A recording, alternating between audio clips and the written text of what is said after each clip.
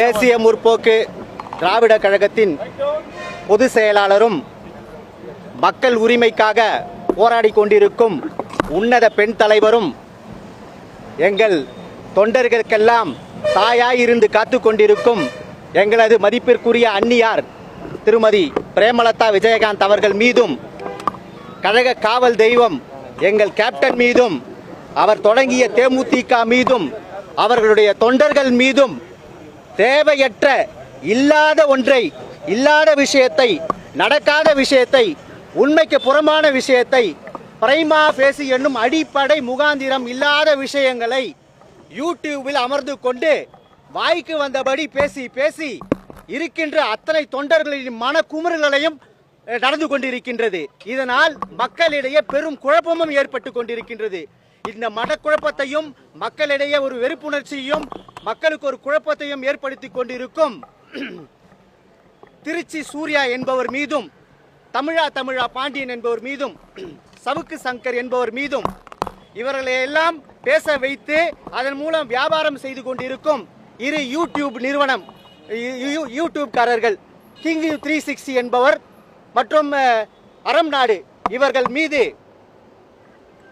உடனடியாக இவர்களை இப்படி அவதூறாக பேசி மக்களை குழப்பி ஒரு தேவையற்ற ஒரு சூழ்நிலையை தமிழகத்தில் உருவாக்கி கொண்டிருக்கும் இந்த நபர்கள் மீது உடனடியாக குற்றவியல் நடவடிக்கை எடுத்து அவர்களை கைது செய்து அந்த யூடியூப்களை முடக்கி உடனடியாக நடவடிக்கை எடுக்குமாறு தலைமை நிலைய செயலாளர் திரு பார்த்தசாரதி அவர்கள் புகாரை வழக்கறிஞர் அறிக்கையாக நாங்கள் இன்று மாண்புமிகு நம்முடைய உயர் திரு டிஜிபி ஐயா அவர்களிடம் நாங்கள் கொடுத்துள்ளோம்.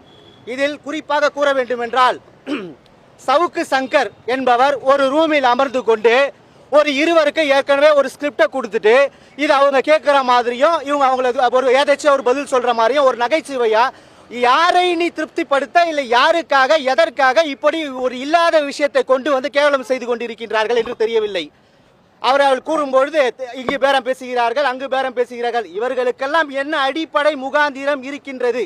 இவர்கள் எல்லாம் என்ன ஆதாரத்தை வைத்துக் கொண்டிருக்கிறார்? கொண்டு வந்து கொடுக்க முடியுமா? நியாயம் இருக்க நாங்கள் எத்தனை போராடி கொண்டிருக்கின்றோம், எத்தனை நீதித்துறைக்கு வேணாலும் கொண்டு செல்வோம். உங்களால் வர முடியுமா? ஒரு ஏசி ரூமில் உள்ளே அமர்ந்து கொண்டு இஷ்டத்துக்கு பேசுவது பேச்சல்ல, எல்லாருக்கும் பேச தெரியும்.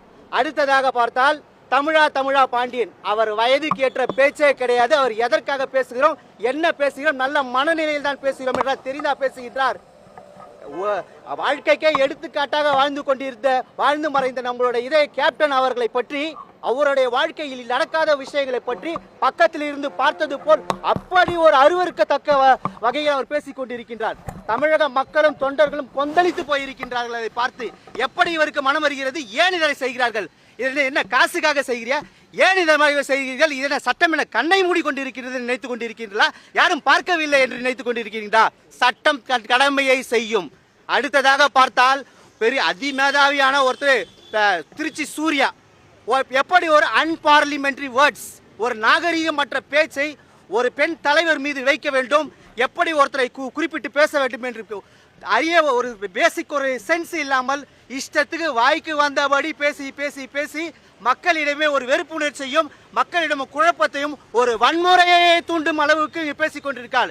இப்படியே தொடர்ந்தால் இவர்களுக்கெல்லாம் பூட்டே கிடையாதா? சட்டம் கடமை செய்யும். குறிப்பாக அவர் ஒரே ஒரு விஷயத்தை சொல்லியிருக்காரு. அவர் யூடியூப்ல 60 லட்சம் ரூபாய்க்கு நாய் வளர்க்குறாங்க, வாங்கி இருக்கிறாங்க, அதை வளர்க்குறாங்க.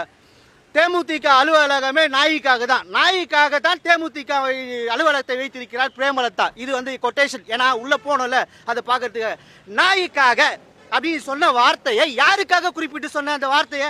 நாய்க்காக வந்து, அதாவது கோடான கோடி தொண்டர்கள் அங்க வராங்க. கேப்டன் ஆலயத்துக்கு தமிழக மக்கள் முழுசா தரிசனம் பண்றாங்க. அந்த ஆலயத்துக்கு வராங்க, அந்த ஆபீஸ்க்கு வராங்க. நாய்க்காக அந்த ஆபீஸை நடத்தும் நீ குறிப்பிட்டு ஒட்டுமொத்த பேரையுமே நீ அவமானப்படுத்துவதை பேசிக் கொண்டிருக்கின்றாய். நாய் என்பதால் நான் ஒரு கருத்தை மட்டும் சொல்றேன். அங்க கடிச்சு இங்க கடிச்சு கடைசியில மனுஷனை ஓட கடிச்சிட்டு இருந்தது ஒன்று, அது நாய் தான். அந்த நாய்க்கு மாண்புமிகு உச்ச நீதிமன்றம் ஒரே ஒரு ஆர்டர் போட்டுது. ஒரே நாள் தான் சட்டம் தன் கடமையை செஞ்சு அப்படியே அள்ளிட்டு போனாங்க. அதே போன்று திரும்ப கடிக்க வந்தால், இது போன்ற வன்முறை பேச்சுகளை பேசிக் கொண்டிருந்தால் சட்டம் முறையாக நாங்கள் எல்லா விதமான நடவடிக்கைகளும் என்னென்ன சட்டமுறைப்படி எடுக்க வேண்டுமோ எடுப்போம். ஏன்னா எங்களுக்கும் கவுண்டர் கொடுத்து பேசுறதுக்கு லட்சக்கணக்கான பேர் இருக்காங்க. ஆனால் நாங்கள் அறம் சார்ந்த கட்சியை சேர்ந்தவர்கள், கேப்டனால் வளர்க்கப்பட்டவர்கள். ஆனால் எங்களுக்கு அனைவரும் இன்று குமுறலோடு இருக்கின்றோம். ஒரு கழக தாயாக நினைத்துக் கொண்டிருப்பது ஆபாசமாகவும் அசிங்கமாகவும் ஒருமையிலும் இப்படி இந்த மூவரும் பேசிக் கொண்டிருந்தால் இதை பார்த்து கொண்டு யாரும் சும்மா இருக்க மாட்டார்கள். சட்டத்திற்கு புறமான இது போன்ற நிகழ்வுகளை உடனடியாக ஐடி விங்கு அந்த விங்கு எல்லாமே இருக்காங்க பார்த்தீங்களா, அந்த இது ஐடி இன்ஃபர்மேஷன் டெக்னாலஜி ஆக்ட் படி அவங்களை கண்டிப்பாக கூப்பிட்டு நடவடிக்கை எடுக்கணும். இது தொடர்ந்தால் யாரை வேணாலும் இப்படி பேசலாம், யாரை வேணாலும் அடிக்கலாம், யாரை பிடிக்கலாம், அசிங்கமாக பேசிக்கலாம். டிவியில் போய் ஒரு சேனல் இருந்தால் போதுன்ற எண்ணத்தை, நல்ல சேனல்கள் இருக்குது, எல்லாம் நிறைய விஷயங்கள் நல்லதாக நடந்துட்டு இருக்கும் போது இந்த 2 சேனலை வச்சுக்கிட்டு இவங்க 3 பேரும் பண்ணிட்டு இருக்க வேலையை இத்தோட நிறுத்தணும். நாங்கள் சொல்ல வரல, புகார் கொடுத்துருக்கோம், எங்க வேணாலும் நீங்க பேசுங்க. இனி தமிழகம் முழுவதும் அனைத்து சட்ட நடவடிக்கைகளும் தேமுதிக எடுத்து செல்லும். பூனைக்கு யார் மணி கட்டுறது? இது மாதிரி பேசுறவங்களுக்கு பூனைக்கு தேமுதிக மணி கட்டும், வழக்கறிஞர் அணி கண்டிப்பாக மணி கட்டும் என்பதை கூறிக்கொள்கின்றேன்.